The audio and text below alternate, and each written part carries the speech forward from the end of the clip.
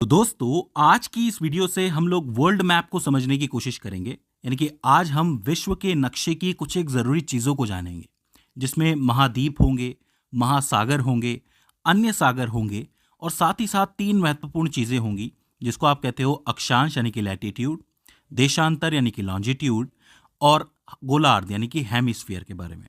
क्या होती है भूमध्य रेखा, क्या होती है कर्क रेखा, क्या होती है मकर रेखा, इन सभी प्रश्नों के उत्तर आज आपको मिल जाएंगे। बस आपका काम ये है कि आप लास्ट तक वीडियो देखिए और नोट्स बनाते हुए चलिए। बाकी हमारी कोशिश रहेगी कि आपको नीचे पीडीएफ तो अवेलेबल करवा ही दें हम लोग। ठीक है, तो ज़्यादा देर ना करते हुए हम शुरू करते हैं। तो सबसे पहले आपके सामने ये मैप आपको नज़र आ रहा है, ये नक्शा आपको नज़र आ रहा है। देखिए, सबसे पहले आप पानी को छोड़ दीजिए और ज़मीन वाले एरिया को पकड़िए। अगर मैं आपसे कहूँ कि आप ज़मीन वाले एरिया को पहचान सकते हैं, तो आपकी नज़र सबसे पहले हमारे इंडिया पे पड़ेगी। लेकिन फ़िलहाल हम इंडिया की बात नहीं कर रहे हैं। इंडिया तो एक है ही चीज़, लेकिन हम फ़िलहाल द्वीपों की बात कर रहे हैं और उसमें भी महाद्वीपों की बात कर रहे हैं। देखिए, होता क्या है ना, द्वीप छोटा-सा हो सकता है, लेकिन महाद्वीप बहुत बड़ा होता है। एक महाद्वीप में कई सारे देश आ सकते हैं, कई सारी कंट्रीज़ आ सकती हैं। तो हमारी पूरी दुनिया में मेनली 7 महाद्वीप हैं। अच्छा, मैं आपसे पूछूं कि आप किन किन को पहचान सकते हो, तो आपका जवाब सबसे पहले तो एशिया होगा। सीधी सी बात है, अब हम हमारे घर से शुरुआत करेंगे तो एशिया आपको नज़र आ जाएगा। सबसे अलग हमें पता है कि ऑस्ट्रेलिया होता है, तो आप ऑस्ट्रेलिया को भी पहचान लोगे। इसके अलावा ये जो हिस्सा आपको नज़र आ रहा है, ये है आपका अफ्रीका। और ये वाला जो हिस्सा है, जो कि मिला हुआ नजर लग रहा है आपको एशिया के अंदर, वो है आपका यूरोप। इधर की तरफ आओगे तो ऊपर है, नॉर्थ की तरफ है क्योंकि ये, तो ये नॉर्थ अमेरिका। और नीचे चलोगे तो नीचे आपका साउथ अमेरिका। और आखिर में सबसे नीचे अगर आप देखोगे तो आपको अंटार्कटिका भी नजर आ जाएगा। तो कुल मिला के 7 महाद्वीप आपके हो जाते हैं: Asia, Europe, Africa, Australia, north America, south America और अंटार्कटिका। कोई दिक्कत है? कोई दिक्कत नहीं है। अब देखो, क्षेत्रफल के लिहाज से कौन सबसे बड़ा है और कौन सबसे छोटा है, ये बात हमें जाननी है। तो साफ साफ नजर आ रहा है कि सबसे बड़ा तो एशिया है, उसके बाद आपका अफ्रीका है, उसके बाद नॉर्थ अमेरिका है, उसके बाद साउथ अमेरिका है, इसके बाद आपका अंटार्कटिका है, उसके बाद दो बचते हैं, एक यूरोप है, एक ऑस्ट्रेलिया है। कौन सा बड़ा होगा? यूरोप ही होगा। वो इसलिए क्योंकि यूरोप के अंदर बहुत सारे देश हैं। और लास्ट में आपका ऑस्ट्रेलिया बचता है। तो क्षेत्रफल के लिहाज से सीधे सीधे पहचाना जा सकता है कि कौन सा बड़ा है और कौन सा छोटा है। पूछ लिया जाता है, ये सवाल बनता है मेनली बहुत बार। इसके बाद पूछा जाएगा कि पॉपुलेशन के हिसाब से, यानी कि जनसंख्या के हिसाब से, कौन सा द्वीप सबसे बड़ा है, कौन सा सबसे छोटा है। तो अब भारत और चाइना जिस द्वीप के अंदर हैं, तो ऑब्वियसली उसी द्वीप की जो पॉपुलेशन है, जनसंख्या है, वो सबसे ज़्यादा होगी। तो एशिया नंबर 1 पे आता है। दूसरे में अफ्रीका आएगा, सीधी सी बात है, क्योंकि अफ्रीका में भी जनसंख्या बहुत है, बहुत सारे देश हैं वहाँ पे। यूरोप आएगा इसके बाद, क्योंकि यूरोप में बहुत सी कंट्रीज़ हैं। इसके बाद नॉर्थ अमेरिका, फिर साउथ अमेरिका, उसके बाद ऑस्ट्रेलिया और सबसे लास्ट में अंटार्कटिका। ऑब्वियसली बात है, वहाँ पे बहुत बर्फ है, इसलिए बहुत कम लोग रहते हैं। तो जनसंख्या के हिसाब से सबसे बड़ा एशिया हो जाता है और सबसे छोटा अंटार्कटिका हो जाता है। तो इसको पहचानना मुश्किल नहीं है। तो पहली दो चीजें आपको याद रखनी है: क्षेत्रफल के लिहाज से बड़ा कौन है, छोटा कौन है, और जनसंख्या के हिसाब से छोटा कौन है, बड़ा कौन है। ठीक है, अब देखो, ये तो महाद्वीप हो जाते हैं, लेकिन इन्हीं से जुड़े हुए 2-3 नाम और आपको सुनने को मिलते हैं। पहला है ग्रीनलैंड। ये जो एरिया आपको नजर आ रहा है, ये अलग से एरिया बचता है, तो ये ग्रीनलैंड का एरिया है। आता ये नॉर्थ अमेरिका के अंदर ही है, लेकिन हम लोग इसको ग्रीनलैंड कहते हैं क्योंकि ये जगह ही ग्रीनलैंड है। इसके बाद आती है यूरेशिया। अब यूरेशिया 2 शब्दों से मिलकर बनी है, एक है यूरोप और एक है एशिया। ये जो आपको बीच में दिख रहा है ना, लाइन जो दिख रही है, इसको आप कहते हो यूरान माउंटेन्स। यानी कि यूरान के जो पहाड़ हैं, वो यूरोप को और एशिया को अलग अलग करते हैं। क्योंकि यूरोप और एशिया के बीच में कोई बहुत बड़ा समुद्र तो है नहीं, तो इसीलिए ये आपस में मिलकर यूरेशिया बनाते हैं। Europe plus Asia, Eurasia. तो अगर आपसे कोई यूरेशिया कहे, तो आप यूरोप और एशिया दोनों को कंबाइन करके बताओगे। तीसरा शब्द आता है ओशेनिया। देखिए, ऑस्ट्रेलिया तो आप जानते हैं, ऑस्ट्रेलिया एक महाद्वीप है, लेकिन ऑस्ट्रेलिया के आसपास भी बहुत सारे द्वीप हैं, आप लोग देख सकते हो। जब आप इस पूरे को मिलाओगे, तब बनेगा आपका ओशेनिया। क्योंकि ये थोड़ा सा अलग भी है, दुनिया से थोड़ा सा अलग दिखता भी है, तो इस पूरी जगह को ओशेनिया कहा जाता है। तो 3 वर्ड्स हो जाते हैं, एक ग्रीनलैंड हो जाता है, एक यूरेशिया हो जाता है और एक ओशेनिया हो जाता है। तो आपको बिल्कुल भी कंफ्यूज नहीं होना है। तो ये तो आपकी महाद्वीपों की बात हो जाती है। अब हम बात करते हैं महासागरों के बारे में। तो कितने महासागर हैं हमारे पास? 5 महासागर हैं। देखो, पहले तो महासागर और सागर के अंदर फर्क समझ लो। महासागर का मतलब ये होता है कि एक महासागर में कितना पानी है, मतलब कितनी क्वांटिटी है वाटर की, कितना वॉल्यूम है, कितना आयतन है। जैसे कि आपके सामने दो डब्बे रखे हुए हैं, एक छोटा है एक बड़ा है, तो किसका आयतन ज़्यादा है? बड़े वाले का है, क्योंकि इसमें ज़्यादा वाटर आ सकता है, ज़्यादा पानी आ सकता है।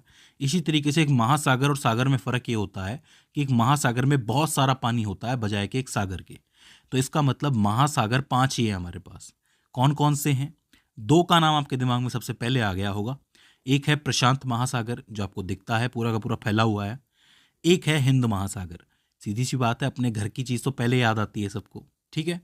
तीसरा आता है आपका अटलांटिक महासागर, जो कि यहाँ से या आप इस पूरे एरिया के बीच में आपको नजर आ रहा होगा, जो पूरा का पूरा होता है। चौथा है आपका अंटार्कटिक महासागर, जो कि अंटार्कटिका के आसपास होता है, अंटार्कटिक सर्कल के अंदर होता है। अभी मैं बताऊंगा कि वो अंटार्कटिक सर्कल कैसे जानते हैं हम लोग। और एक ऊपर की तरफ आता है आपका आर्कटिक महासागर, ठीक है। तो आपके 5 महासागर हो गए, प्रशांत, हिंद, अटलांटिक, अंटार्कटिक और आर्कटिक। अब यहाँ पे आपको एक चीज याद रखनी है, जो मैंने अंटार्कटिक आपको बताया है, इसको दक्षिणी महासागर भी कहा जाता है। मेनली दक्षिणी महासागर बिल्कुल सही वर्ड है इसके लिए, लेकिन चूंकि इसको अंटार्कटिका से जोड़ा गया है, इसलिए मैं इसको अंटार्कटिक महासागर कह रहा हूँ, ठीक है। लेकिन आप इसको दक्षिणी महासागर कह सकते हो। तो अब यहाँ पे आपके दो तरीके के सवाल बनते हैं कि कौन सा महासागर क्षेत्रफल में ज्यादा है, आयतन में ज्यादा है और गहराई में ज्यादा है। मतलब कुछ एक पैरामीटर्स होते हैं, कुछ एक पैमाने होते हैं जिसके आधार पे आप महासागर नाप सकते हो। कौन से महासागर का क्षेत्रफल ज़्यादा है या आयतन ज़्यादा है, मतलब किस में पानी ज़्यादा है या फिर किसकी गहराई ज़्यादा है। तो देखो, आयतन, क्षेत्रफल और गहराई के आधार पे प्रशांत महासागर सबसे बड़ा है, ठीक है। इसके बाद आता है अटलांटिक, जो कि आपको यहाँ दिख रहा है, अमेरिका के पास दिख रहा है।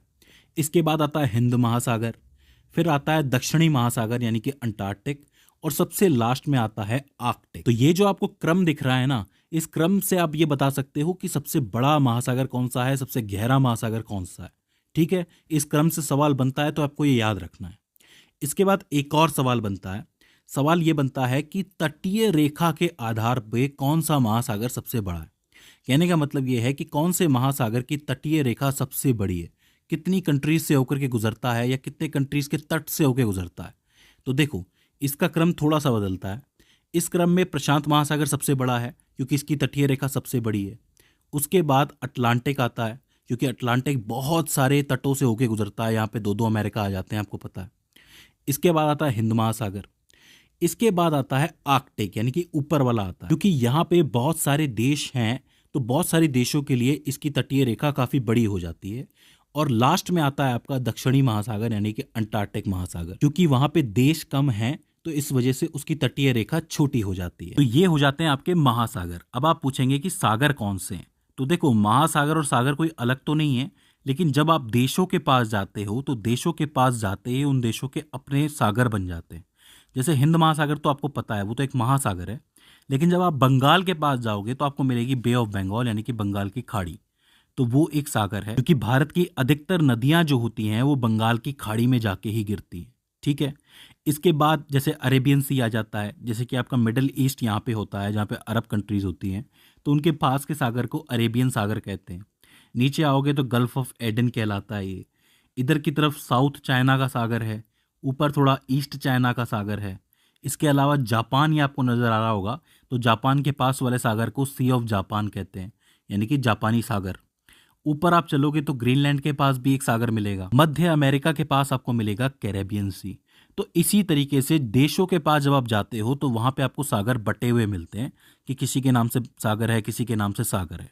जब हम देशों की बात करेंगे, तो मैं आपको सागरों के बारे में और अच्छी तरीके से बताऊंगा। तो मुझे उम्मीद है कि आपको महाद्वीप समझ में आ गए होंगे, महासागर समझ में आ गए होंगे।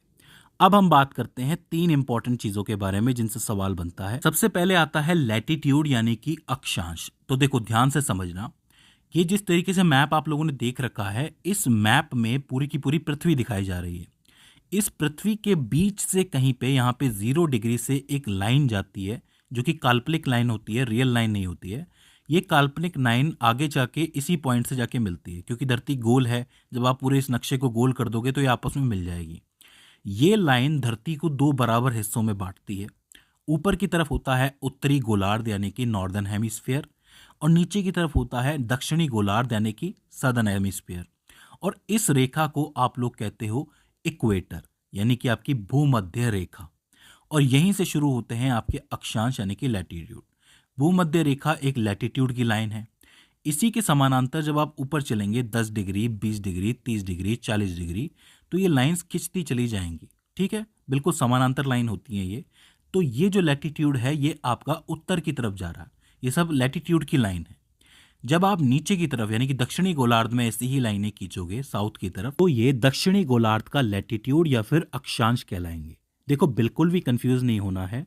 दुनिया को दो बराबर हेमिस्फीयर में गोलार्धों में काटती है एक लाइन, जिसको आप कहते हो भूमध्य रेखा। बहुत जरूरी रेखा है, पूछा जाता है। और उसी भूमध्य रेखा के समानांतर जब ऊपर तक मतलब पोल्स तक, जहाँ पे आपके ध्रुव होते हैं, वहां तक आप लाइन खींचते हुए जाओगे तो वो सारे अक्षांश होंगे, लैटिट्यूड होंगे। अब यहाँ पे ध्यान देने वाली बात यह है कि दो लैटिट्यूड बहुत इंपॉर्टेंट होते हैं हमारे लिए। एक होता है 23.5 डिग्री उत्तर की तरफ और एक होता है 23.5 डिग्री दक्षिण की तरफ। 23.5 डिग्री उत्तर की तरफ आपका आता है कर्क रेखा यानी कि ट्रॉपिक ऑफ कैंसर, और 23.5 डिग्री साउथ की तरफ आपका आता है मकर रेखा यानी कि ट्रॉपिक ऑफ कैप्रिकॉर्न। अब आप पूछ सकते हैं कि इनमें ऐसी क्या खास बात है। तो देखो, अब थोड़ा सा जाते हैं धरती से बाहर। धरती एक टिल्ट पे यानी कि एक झुकाव पे झुकी हुई है, आपको तो पता है 23.5 डिग्री के झुकाव पे है धरती सूरज के साथ। तो क्या होता है कि दिसंबर के टाइम पे ट्रॉपिक ऑफ कैप्रिकॉर्न जो होती है वो आपके सूर्य के सामने होती है। ठीक है, आप लोग देख सकते हो बिल्कुल सामने है। वहीं 6 महीने के बाद क्या होता है, मतलब जून के टाइम पे क्या होता है कि जो कर्क रेखा होती है वो बिल्कुल सूर्य के सामने होती है। अब यहाँ पे आप देख सकते हो कि दिसंबर के टाइम पे जो नॉर्दर्न पार्ट होता है वो सन से थोड़ा सा दूर हो जाता है और सदर्न पार्ट सन के थोड़ा सा पास चला जाता है। तो मतलब नॉर्दर्न पार्ट में यानी कि उत्तरी पार्ट के अंदर, उत्तरी गोलार्ध के अंदर इस समय सर्दी पड़ रही होती है और दक्षिणी गोलार्ध में इस वक्त गर्मी पड़ रही होती है। वहीं जब आपकी कर्क रेखा सूर्य के सामने होती है तब क्या होता है, तभी आपका जो नॉर्दर्न पार्ट है यानी कि उत्तरी पार्ट है ये सूर्य के करीब होता है, तब यहाँ पे गर्मी पड़ रही होती है। और ये जो नीचे वाला सदर्न पार्ट है दक्षिणी वाला वो दूर होता है, तो यहाँ पे सर्दी पड़ रही होती है। अब हम कहाँ रहते हैं, इंडिया कहाँ है, नॉर्दर्न पार्ट में है। तो दिसंबर में यहाँ सर्दी पड़ती है, तब मकर रेखा पे होता है सूर्य, और जून के टाइम पे यहाँ गर्मी पड़ती है क्योंकि कर्क रेखा होती है सामने और हम लोग सूर्य के करीब होते हैं, मतलब नॉर्दर्न पार्ट करीब होता है। आप देख सकते हैं कि दिसंबर जनवरी के टाइम पे मकर रेखा से दोबारा ये इक्वेटर की तरफ आना शुरू करता है सूर्य, तभी ये मकर राशि में भी प्रवेश करता है। हम लोग कहते हैं ना कि मकर संक्रांति आ गई है, तो वो दिसंबर जनवरी के टाइम पे होता है जब मकर रेखा से सूर्य वापस इक्वेटर की तरफ, भूमध्य रेखा की तरफ वापस आता है। हालांकि सूर्य कहीं नहीं जाता, हम ही घूम रहे होते हैं, धरती ही घूम रही होती है। इसके बारे में और भी अच्छी तरीके से आप समझ सकते हैं, इस वीडियो के अंदर मैंने बना रखी है। इस वीडियो में मैंने मौसम के बारे में बताया कि मौसम कैसे बदलते हैं। ठीक है, तो आपके 3 अक्षांश हो गए, एक आपकी भूमध्य रेखा हो गई, एक कर्क रेखा हो गई, एक मकर रेखा हो गई। इसके अलावा 2 और अक्षांश होते हैं जो ऊपर की तरफ होते हैं 66.5 डिग्री पे। एक होता है ऊपर की तरफ नॉर्थ में, एक होता है साउथ में नीचे की तरफ। जो नॉर्थ में पार्ट होता है इससे ऊपर ऊपर के एरिया को आप कहते हो आर्कटिक सर्कल। ठीक है, याद रहेगा, 66.5 डिग्री जो होता है उससे ऊपर के एरिया को आर्कटिक सर्कल कहते हैं। वहीं नीचे की तरफ क्या होता है कि ये 66.5 डिग्री साउथ में ये जो नीचे वाला हिस्सा है ये अंटार्कटिक सर्कल कहलाता है। ऊपर वाला आर्कटिक सर्कल, ये अंटार्कटिक सर्कल। तो आपको लैटिट्यूड समझ में आ गया, अक्षांश समझ में आ गया।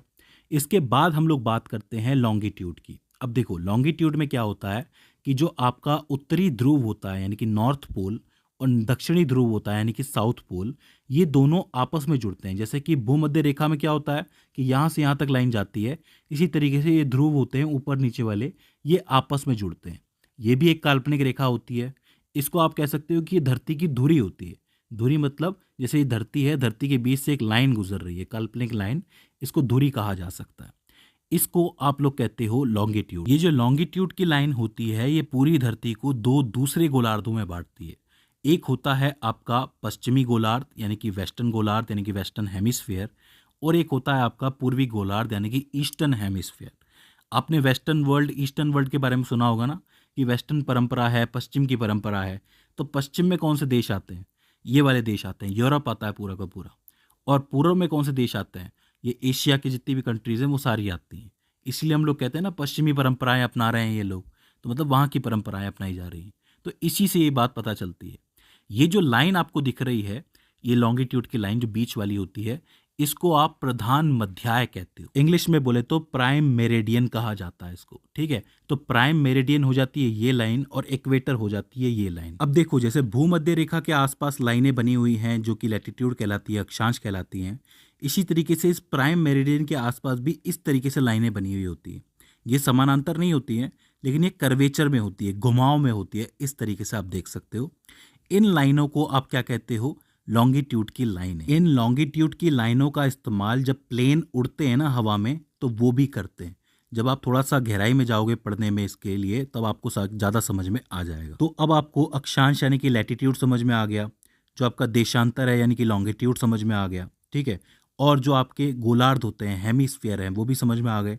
एक गोलार्ध होता है जो आपका ऊपर की तरफ होता है यानी कि उत्तरी गोलार्ध, एक दक्षिणी गोलार्ध, एक होता है आपका ईस्टर्न यानी कि पूर्वी गोलार्ध, और एक होता है वेस्टर्न यानी कि पश्चिमी गोलार्ध। अब देखो, ये जो आपकी दोनों रेखाएं हैं, एक है आपकी भूमध्य रेखा और एक है आपका प्रधान मध्याय। ये दोनों आपस में कहीं ना कहीं तो मिलती होंगी ना, मतलब इनका इंटरसेक्शन तो कहीं होता होगा, क्रॉस जिसको आप कहते हो। तो वो जगह कौन सी है, उसके बारे में पूछा जाता है। तो देखो, अफ्रीका जो महाद्वीप है उसके पास सागर में ही एक जगह है जिसको आप कहते हो गल्फ ऑफ गिनी। अफ्रीका के पास है ये जगह गल्फ ऑफ गिनी। वहां पे ये दोनों लाइनें इंटरसेक्ट करती हैं, मतलब क्रॉस करती हैं। तो गल्फ ऑफ गिनी में ये दोनों रेखाएं आपस में मिलती हैं। आप जवाब दे सकते हो। तो दोस्तों, मुझे उम्मीद है कि आपको महाद्वीप समझ में आए होंगे, महासागर समझ में आए होंगे, उनसे जुड़ी हुई बातें समझ में आई होंगी, और अक्षांश यानी कि लैटिट्यूड, लॉन्गिट्यूड, और जो आपका हेमिस्फीयर है, गोलार्ध है, वो समझ में आया होगा। अब अगली वर्ल्ड मैप की वीडियो में हम लोग देशों की बात करेंगे। देशों के बारे में मैं आपको बताऊंगा कि कौन सी कंट्री कहाँ है और वहाँ पे कौन सी लॉन्गिट्यूड की लाइन गुजरती है, कौन सी लैटिट्यूड की लाइन गुजरती है, कौन सी जगह ज़्यादा इंपॉर्टेंट है। ये सारी चीज़ें मैं आपको बताऊंगा, जिससे काफ़ी सारे सवाल आपके बन जाते हैं। तो दोस्तों, मुझे उम्मीद है कि ये वीडियो आपके लिए हेल्पफुल साबित रही होगी। अगर इसके बाद भी इसके अंदर आपको कोई क्वेरी आती है, कोई दिक्कत आती है, तो आप हमें कमेंट सेक्शन में बता सकते हैं। तो दोस्तों, आज की इस वीडियो के अंदर बस इतना ही। See you in the next one.